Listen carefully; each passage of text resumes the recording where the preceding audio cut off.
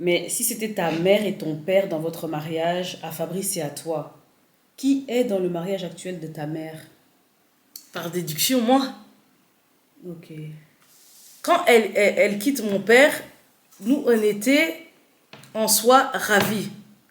On se disait que le calme allait revenir. Soit plus de violence, plus de disputes, de dettes qui s'ajoutent. Pardon.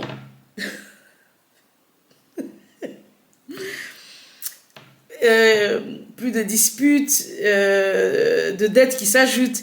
Mais c'est la rivalité des hommes qui a commencé. Tu te Oui, souviens? je me rappelle. Ouais. À la maison, en plus de ça, à la maison, quand ma mère était en couple avec cet homme, elle ne préparait plus. Elle sortait régulièrement avec son compagnon, qui est son mari actuel.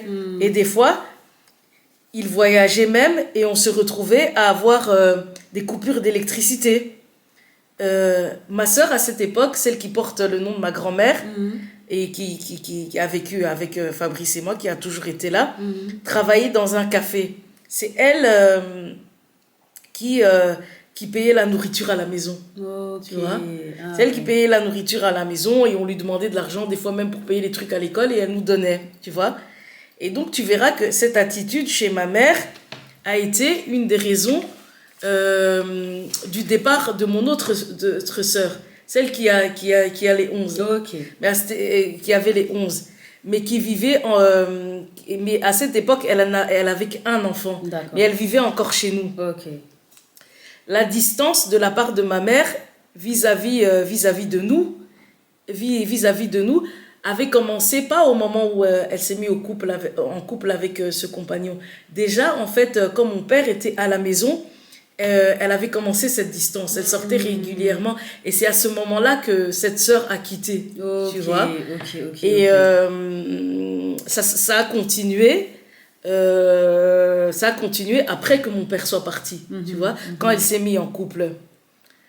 Et d'ailleurs, tu sais qu'est-ce qui se passait pendant que mon père était là? Elle dormait avec ma sœur et moi, celle qui a le nom de ma grand-mère, dans notre chambre. Et plus dans la chambre parentale, tu vois. Elle dormait avec nous, tu vois. Elle dormait avec nous et à cela, elle avait ajouté mes deux petits frères dans la chambre. C'était insupportable. Bref, mais bon, ça c'est plus une petite parenthèse. Tu comprendras que ces débuts d'attitude chez ma mère, qui rentrait tard, ne préparait plus, a précipité le départ de la sœur des 11 enfants, qui à cette époque n'en avait qu'un. Ok. Regarde elle aussi comment elle quitte la maison. Elle quitte la maison, mais pas pour des bonnes raisons. Ouais.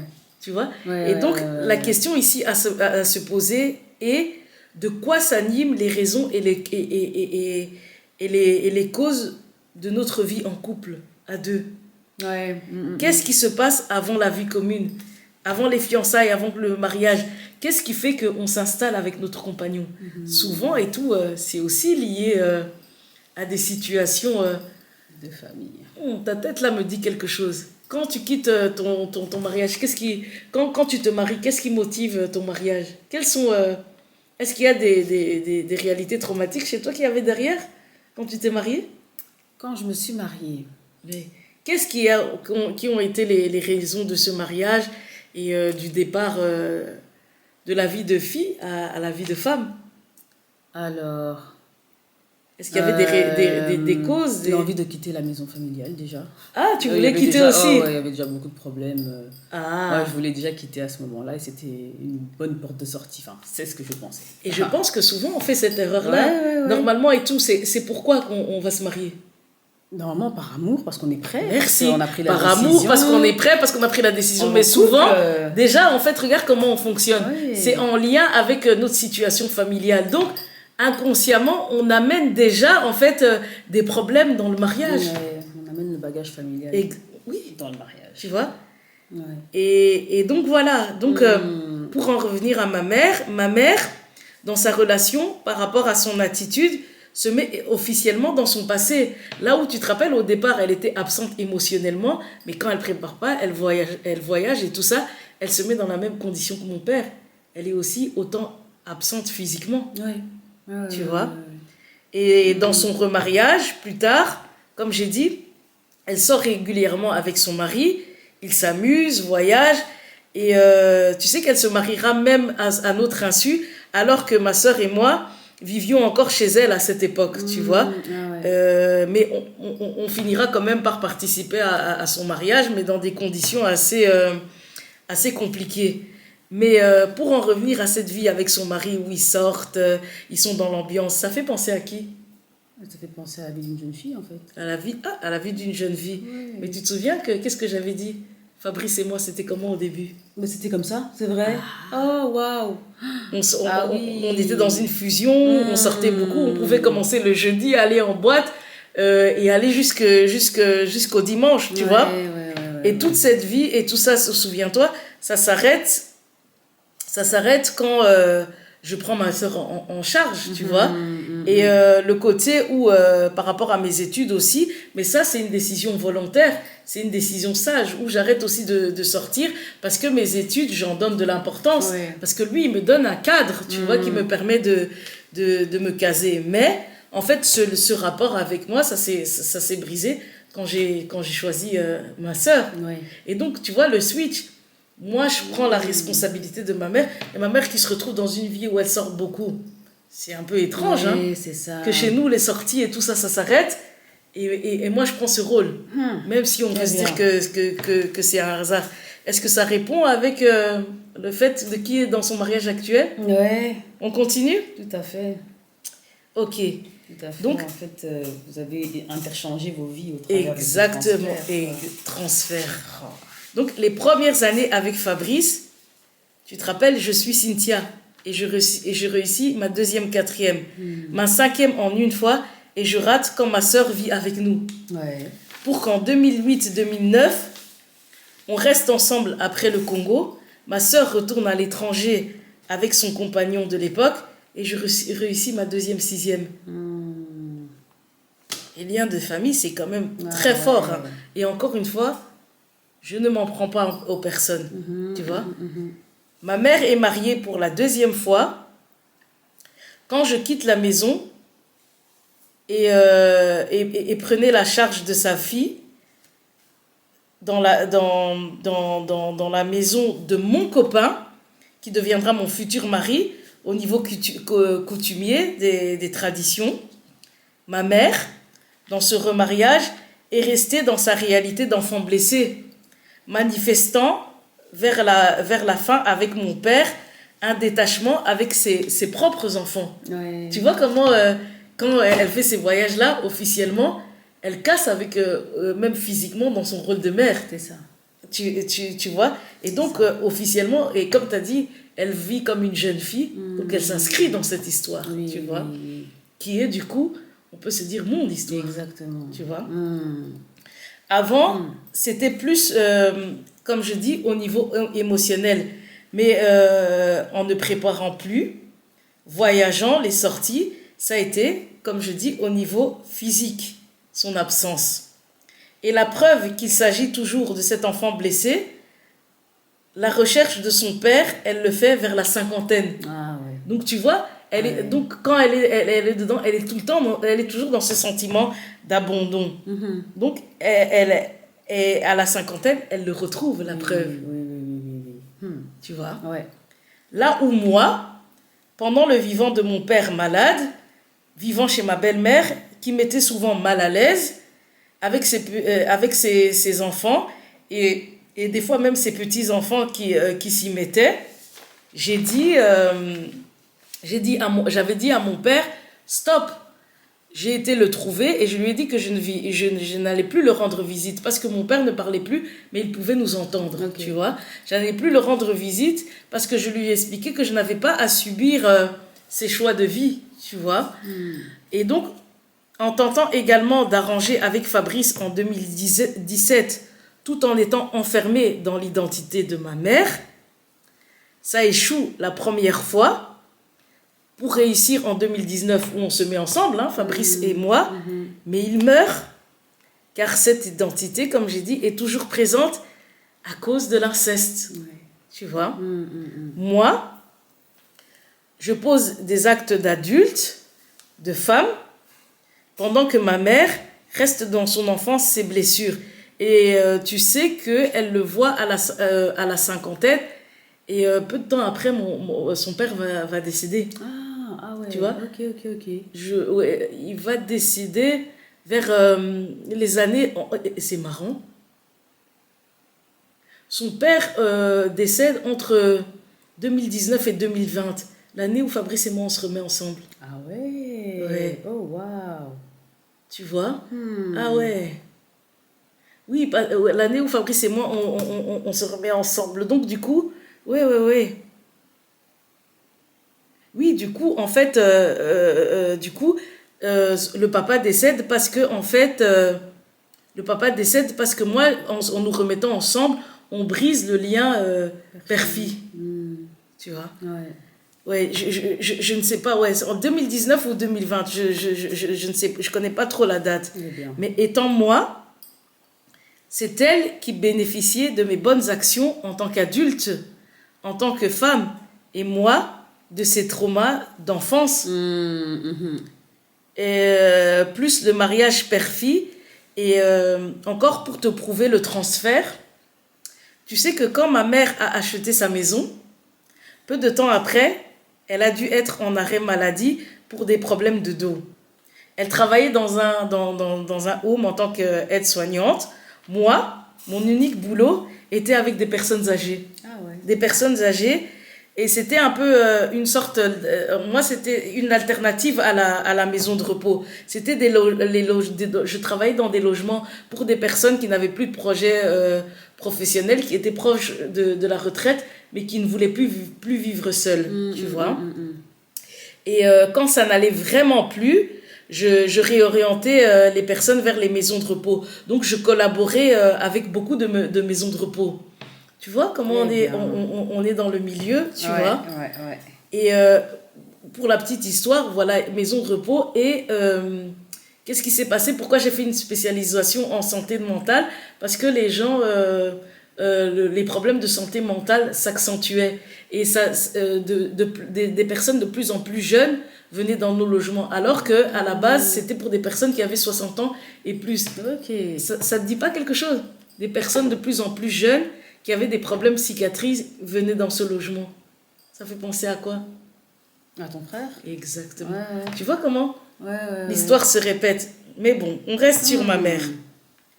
Donc, comme j'ai dit, je collaborais avec beaucoup de maisons de repos. Quand on a acheté, Fabrice a participé financièrement.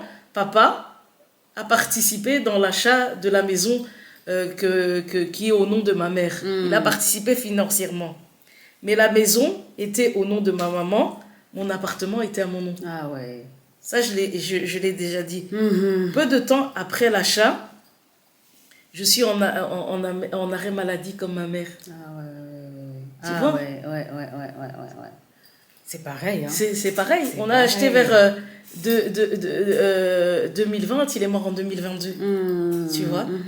Et je suis en arrêt maladie. C'est ça. Tu vois? C'est ça.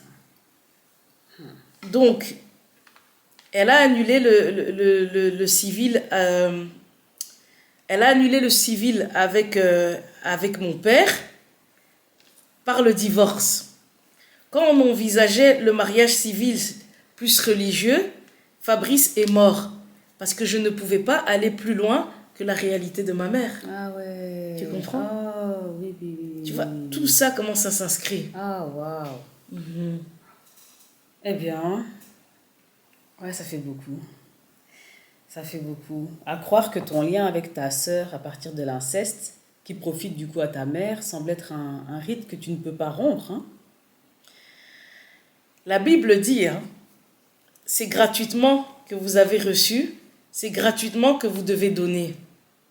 Comme à sa mort, où j'ai eu l'ingénieuse idée d'aider sur le plan psychologique gratuitement, comme la Bible le demande, qu'est-ce que j'ai fait? J'ai écouté mon intuition, le Saint-Esprit. Et Dieu a fait, au travers de cette patiente qui subit des attouchements et qui me fait rappeler l'histoire, ma propre histoire, tu vois. Et en 2025, ma soeur s'en va. Donc, toutes ces alliances sont rompues spirituellement. Et si j'avais aidé cette patiente au travers de l'argent, jamais Dieu se serait révélé de cette manière. Tu vois, regarde comment tu expliques que j'aide gratuitement et cette situation, en fait, me revient à l'esprit. Et encore une fois, la foi est subjective et seul celui qui travaille sur lui pourra expérimenter un tel effet sur ce que je raconte. Il faut le vivre pour le croire, en fait. C'est ça. Il faut vivre il faut comprendre sa propre vie. Sinon, ce que je dis, c'est du chinois. Tu vois. Ouais, je vois. Ok, ouais. Donc, il est bel et bien possible de rompre ces rites, du coup. Là, ta sœur est partie physiquement, mais qu'est-ce qui prouve que spirituellement, ces liens sont rompus? Et pour ta mère, tu dis, elle bénéficiait, en parlant au passé, hein, qu'est-ce qui prouve que tu n'es plus elle également? Lorsque j'évoquerai le dernier chapitre de ce témoignage, les procès qui marqueront la fin définitive, hein, je ne partirai que des différentes dates et de chaque modification lors des procès qui ont à chaque fois eu un sens très significatif. Néanmoins, je vais ici prendre les dates du deuxième procès en appel. La première était le 15 avril 2025. Sur ça, je ne vais pas m'attarder maintenant. Cette date a été reportée au 13 mai 2025. Ma sœur dit, tu vois ma sœur qui a dit que je bricole. Okay. Mais ce qui se passe est bel et bien spirituel et puissant. Je vais te le montrer. Cette date du 13 sera modifiée au 3 octobre 2025. Ok? Ok. Maintenant, je vais te proposer, j'ai dit le 15 avril, je ne vais pas m'attarder. On va revenir au 13 mai. La date est modifiée. Le 14 mai, mon frère débranche son fils. Okay. Débranche son fils, hein. C'est le frère qui porte le nom du père de ma mère. Okay. Tu te souviens? Oui, je me souviens. Quand la date du 15 avril est reportée, quelques jours après, je commence mon témoignage. Et Dieu m'est témoin, je rêve de Fabrice 3 jours de suite. Un vendredi, un samedi et un dimanche. On est le 11, le 12 et le 13 avril, tu vois. Okay. À ce moment-là, je sais déjà que le 15 avril, il n'y aura pas de procès. Qu'est-ce qui se passe? En rêvant 3 jours de suite de Fabrice, je prends peur. Et de fil en aiguille, on en discute, tu es au courant de cette situation, et on décide de faire le témoignage. Qu'est-ce qui se passe? Nos premiers posts se font le 20 avril. C'est là que je publie mes premières vidéos. On est habillé en vert. Ouais. Tu vois? Ouais. On est habillé en vert. À un moment, ce frère qui a perdu son bébé m'appelle le 1er mai pour me dire que sa copine enceinte est tombée dans le coma. Okay. Et est tombée dans le coma le 1er mai. À ce moment-là, on publie la partie 5. Okay. On commence la partie qui est intitulée partie 5, rencontre avec mon mari. Et on est habillé en blanc. Ouais. Cet aspect-là est non négligeable. On est habillé en blanc, tu vois. On est le 1er mai. Le 11 mai, en fait, pendant qu'on publie à ce moment-là, je prête pas attention. Le 11 mai, c'est ma nièce qui va me rappeler pour m'informer de la situation. De la situation. Cette nièce de mon frère, cette nièce a exactement le même prénom que la copine de ce frère qui entrera dans le coma. Okay. Il y a juste une lettre qui les différencie. Ok. J'étais tellement concentrée sur le témoignage que je n'avais pas prêté attention aux appels plus écrits de ce frère sur Instagram à la date du 1er mai. Le prénom de cette nièce a été créé et reprend les 2 premières syllabes de nos prénoms, à ma sœur et moi. Celle qui a le nom de ma grand-mère et moi de ma mère. Et qui était tout le temps avec moi. Comme ça, je reprends toujours le conseil. Tu comprends un peu l'idée? C'est comme si moi et toi, on est sœurs. Moi, je m'appelle Cynthia. Toi, tu t'appelles Fanny. Et cette personne-là, par exemple, ma nièce, elle va s'appeler Sifa. Tu vois? Et donc, voilà. Elle a les 2 composantes de notre prénom. De nos prénoms. C'est un lapsus bizarre. Ouais, très bien. Et donc, les mêmes syllabes de nos prénoms sont également chez cette copine qui, dans son identité, reprend notre lien à nous deux, de mère et fille, ma sœur et moi. Et donc, du coup, ça réinscrit notre homosexualité incestuelle. Incestuelle. Je vois. Mais, début janvier 2025, ou mi-janvier 2025 en tout cas, ma sœur quitte la maison. Suis-moi bien, ma sœur quitte la maison. Ça, c'est avant le témoignage. Hein? Avant qu'on commence le témoignage. Avant qu'on commence le témoignage. Quelques mois. Donc, avant qu'elle tombe dans le coma. Ouais. La première année, à ma sœur, elle est restée 3 ans chez moi. La première année, je lui ai dit de partir. Parce que c'était souvent... je lui ai proposé de partir. Il y avait souvent des querelles avec mon aîné. Enfin, des fois aussi, avec moi, ça n'allait pas. Elle ne voulait pas. Deuxième fois, quand je lui ai demandé aussi de partir, elle n'est pas partie. Comme par hasard, après m'être rappelé de l'épisode de l'inceste, en aidant gratuitement pendant l'arrêt maladie due au décès de Fabrice, parce que si je peux aider gratuitement, c'est parce que je suis en arrêt maladie et c'est lié au décès de Fabrice. Là, elle quitte après 3 ans où à plusieurs reprises, je lui ai dit de partir sans succès. Même si Dieu n'existe pas.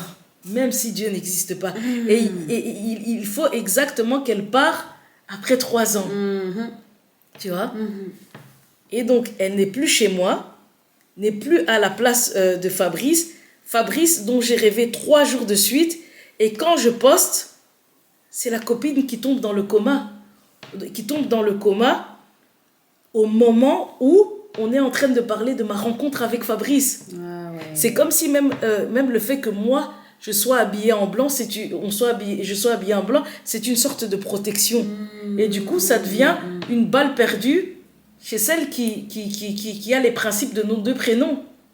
Et en soi, en fait, la balle perdue, elle tombe dans le coma, mais dans une situation où, en soi, sur le plan physique et spirituel, je ne suis plus avec ma sœur. Et donc, du coup, en fait, ça s'abat sur sa situation.